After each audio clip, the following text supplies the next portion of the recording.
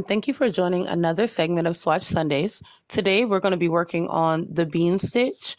So like we've been doing before, we're going to go ahead and start off with the chain. So for the bean stitch, you chain in multiples of 2 plus 1. For the swatch that we're doing today, we're going to chain 20 plus 1. Now, I did get some questions via comments and messages that ask, how do you make these into larger pieces? So whether or not you want an Afghan or a blanket, how do you kind of extend this past the swatch? So what I do when I make blankets or Afghans is I take these multiples that I'm talking about. So for example, multiples of 2 plus 1. And usually for an Afghan or for a small blanket, I would go between 150 chains to 200 chains. So for the bean stitch in particular, if you do multiples of 2 plus 1, let's say you want 200 chains to be the length, you'd do 200 chains and then you'd add 1. All you need is a multiple of 2 and then add 1 at the end. Once you've finished your chains, we're going to start in the third chain from the hook. So you count out to the third chain and you insert the crochet hook into the third chain. So what it's going to look like is like you're doing a single crochet. So you pull the feeder yarn through the third chain, and now you have 2 loops on your hook. Now you're not going to finish the single crochet. You're actually going to wrap behind the hook, and you're going to insert your crochet hook back into the same stitch. I'm going to pull that feeder yarn through that same stitch again. Now, once you have 4 loops on your hook, you're going to wrap behind your crochet hook and pull the yarn through all 4 loops on the hook. All right, once you get your yarn through all 4 loops on the hook, then you're going to chain 1. And that's kind of what I call closing it up. And you got your first little bean stitch.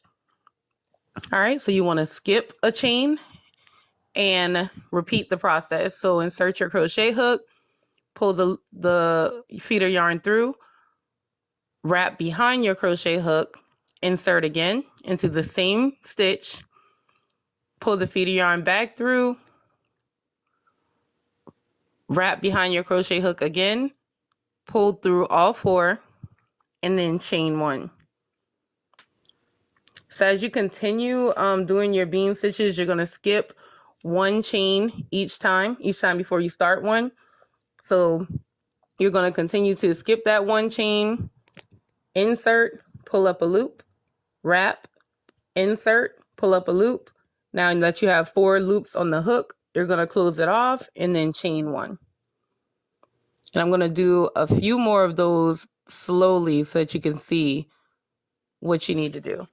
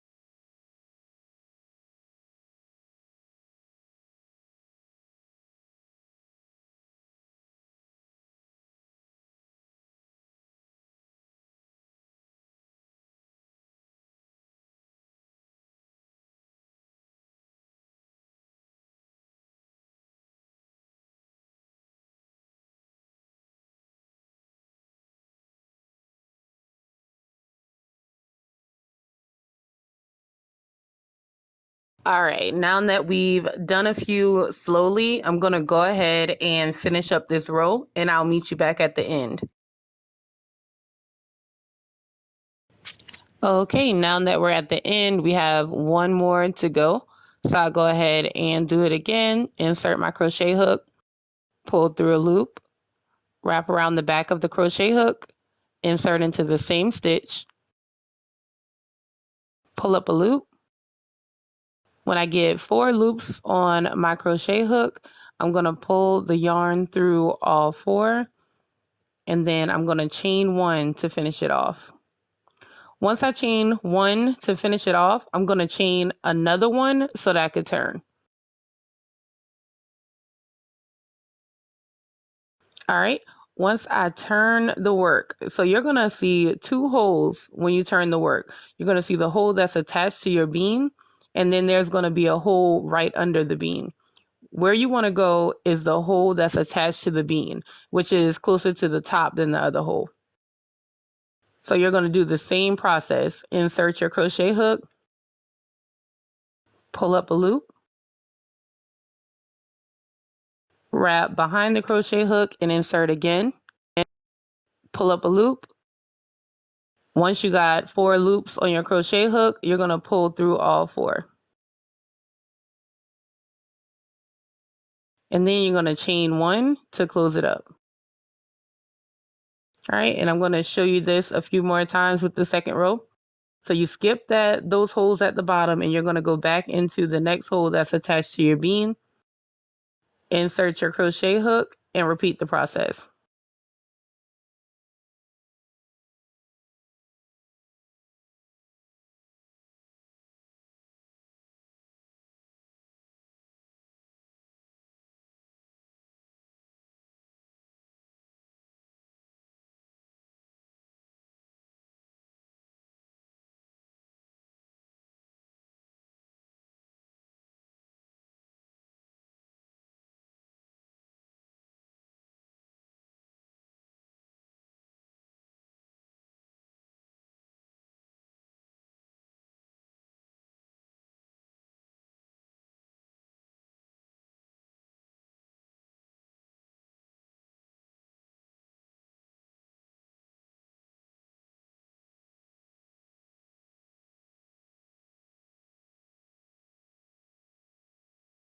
A nice way to use this stitch is to use it with color changes.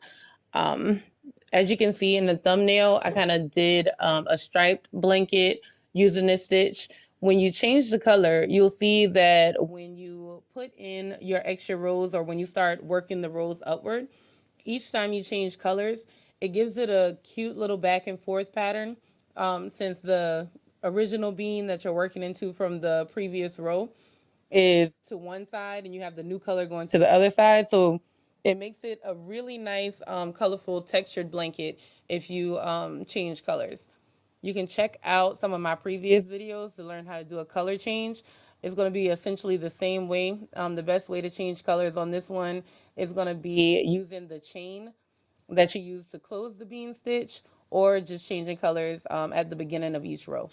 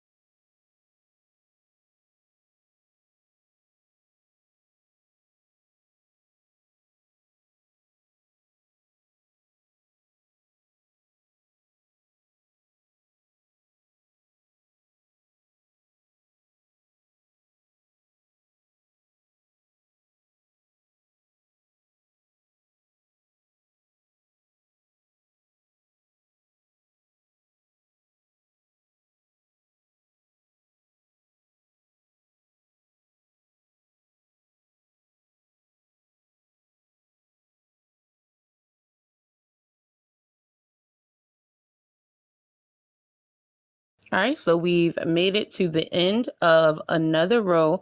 You're going to work your very last bean stitch into the very last bean stitch from the previous row.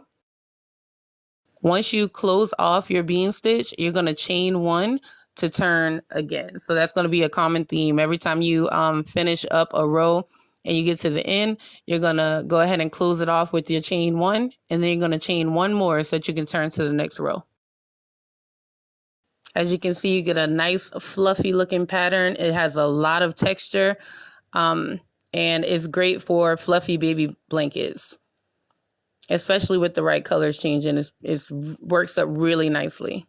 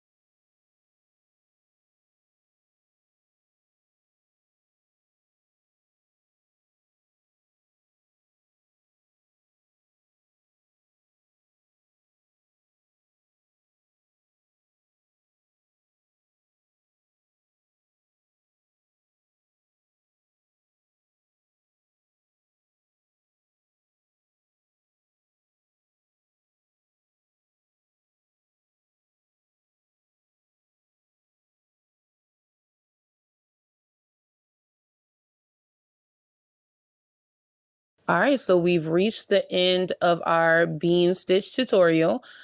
Thank you guys so much for watching. As always, I'll be back next week with another tutorial. Next week is going to be the basket weave, which will give you guys a look into front post and back post crochet. All right, bye.